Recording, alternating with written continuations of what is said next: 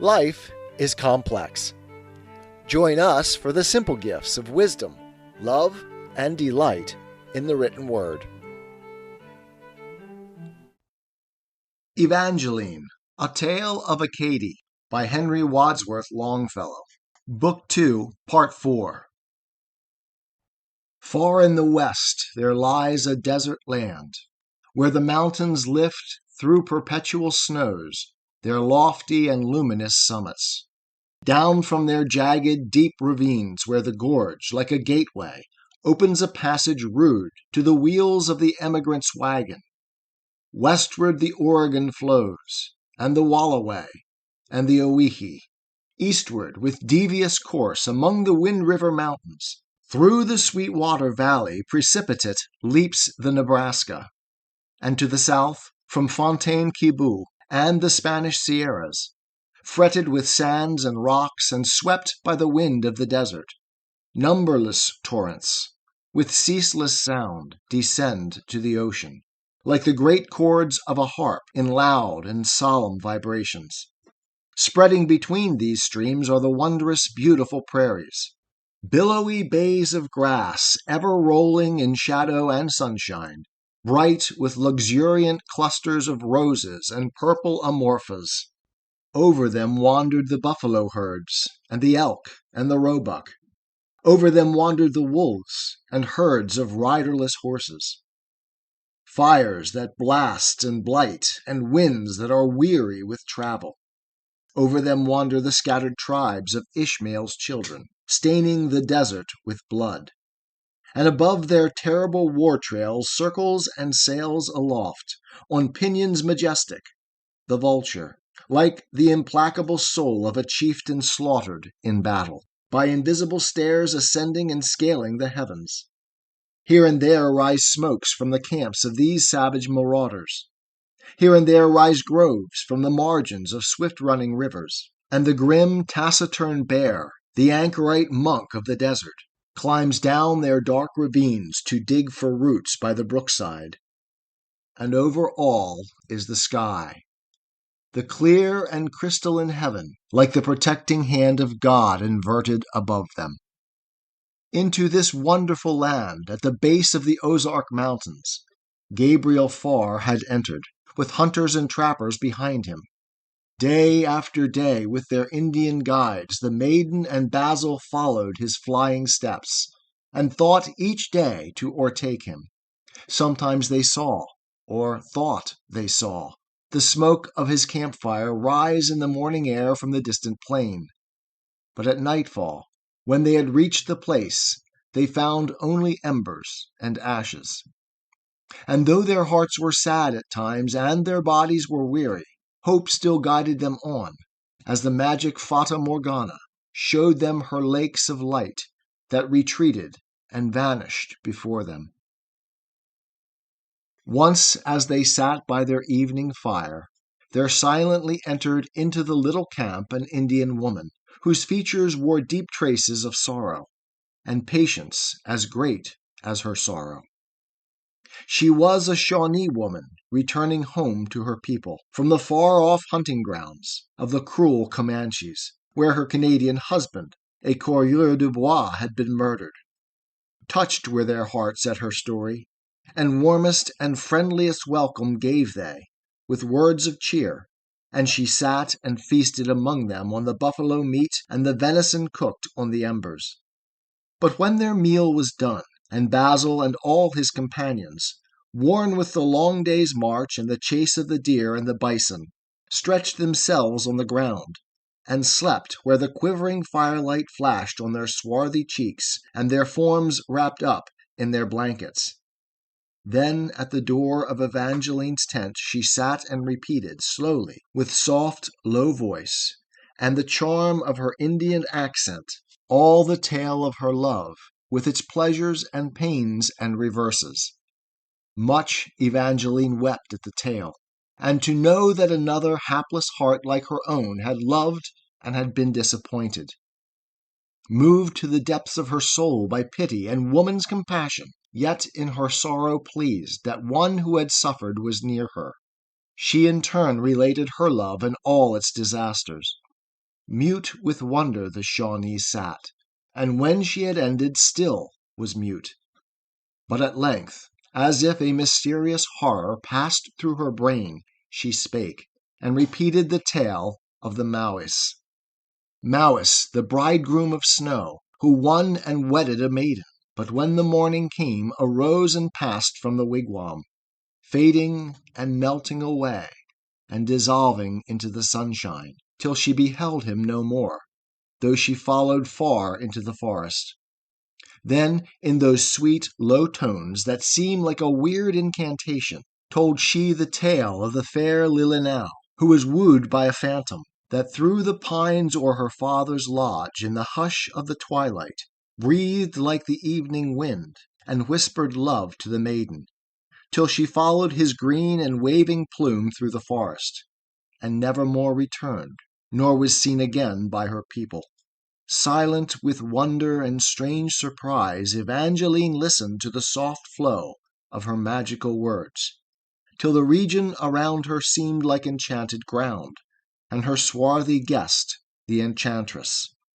Slowly over the tops of the Ozark Mountains the moon rose, lighting the little tent, and with a mysterious splendor touching the somber leaves, and embracing and filling the woodland. With a delicious sound the brook rushed by, and the branches swayed and sighed overhead in scarcely audible whispers. Filled with the thoughts of love was Evangeline's heart, but a secret, subtle sense crept in of pain and indefinite terror, as the cold, poisonous snake creeps into the nest of the swallow. It was no earthly fear. A breath from the region of spirits seemed to float in the air of night, and she felt for a moment that, like the Indian maid, she too was pursuing a phantom. With this thought she slept, and the fear and the phantom had vanished.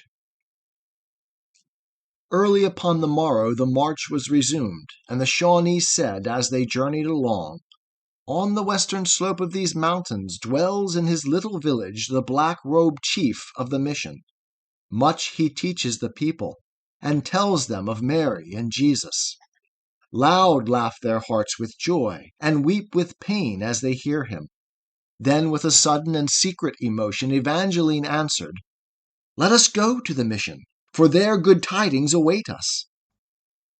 Thither they turned their steeds, and behind a spur of the mountains, just as the sun went down, they heard a murmur of voices, and in a meadow green and broad by the bank of a river saw the tents of the Christians, the tents of the Jesuit mission. Under a towering oak that stood in the midst of the village knelt the black-robed chief with his children, a crucifix fastened high on the trunk of the tree and overshadowed by grapevines, looked with its agonized face on the multitude kneeling beneath it. This was their rural chapel.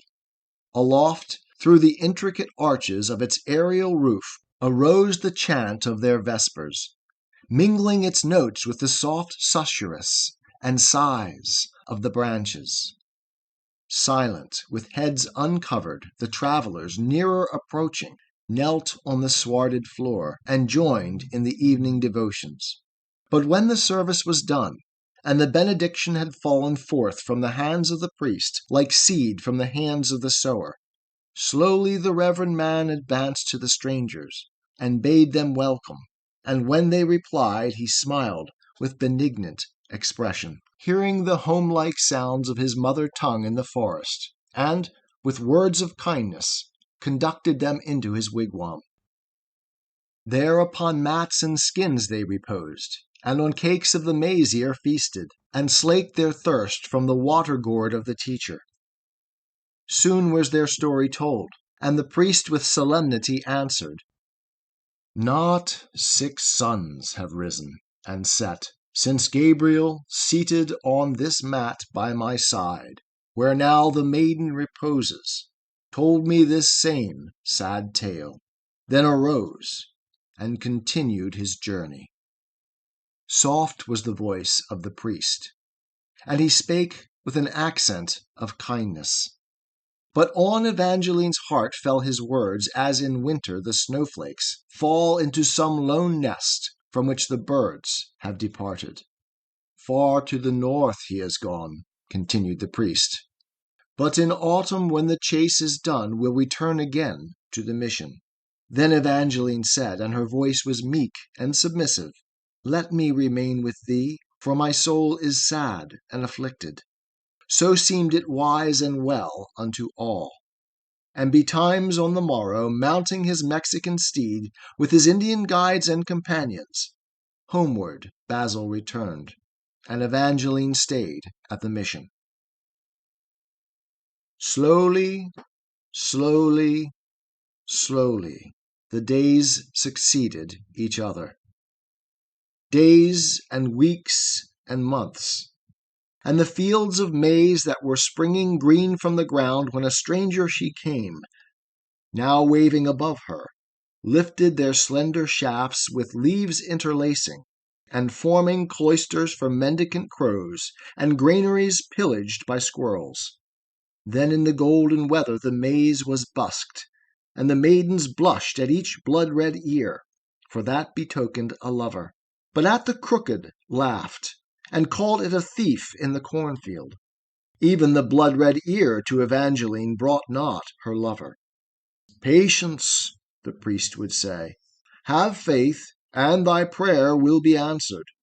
Look at this delicate plant that lifts its head from the meadow. See how its leaves all point to the north, as true as the magnet. This is the compass flower that the finger of God has suspended here on its fragile stalk, to direct the traveler's journey over the sea-like, pathless, limitless waste of the desert. Such, in the soul of man, is faith. The blossoms of passion, gay and luxuriant flowers, are brighter and fuller of fragrance, but they beguile us and lead us astray, and their odor is deadly. Only this humble plant can guide us here, and hereafter crown us with asphodel flowers that are wet with the dews of Nepenthe." So came the autumn, and passed, and the winter, yet Gabriel came not. Blossomed the opening spring, and the notes of the robin and bluebird sounded sweet upon wold and in wood, yet Gabriel came not. But on the breath of the summer winds a rumor was wafted sweeter than song of bird, or hue or odor of blossom. Far to the north and east, it said, in the Michigan forests, Gabriel had his lodge by the banks of the Saginaw River. And with returning guides that sought the lakes of St. Lawrence, saying a sad farewell, Evangeline went from the mission. When over weary ways, by long and perilous marches, she had attained at length the depths of the Michigan forests, found she the hunter's lodge, deserted and fallen to ruin. Thus did the long sad years glide on, and in seasons and places diverse and distant far was seen the wandering maiden. Now in the tents of grace of the meek Moravian missions, now in the noisy camps and the battlefields of the army, now in secluded hamlets, in towns and populous cities. Like a phantom she came, and passed away unremembered. Fair was she and young, when in hope began the long journey. Faded was she and old, when in disappointment it ended. Each succeeding year stole something away from her beauty, leaving behind it, broader and deeper, the gloom and the shadow. Then there appeared and spread faint streaks of gray o'er her forehead, dawn of another life, that broke o'er her earthly horizon, as in the eastern sky the first faint streaks of the morning. 'Tis the gift to be simple. 'Tis the gift to be free. 'Tis the gift to come down where we ought to be. And when we find ourselves in the place just right, 'twill be in the valley of love and delight. When true simplicity is gained, to bow and to bend, we will not be ashamed. To turn, turn will be our delight, till by turning, turning, we come round right.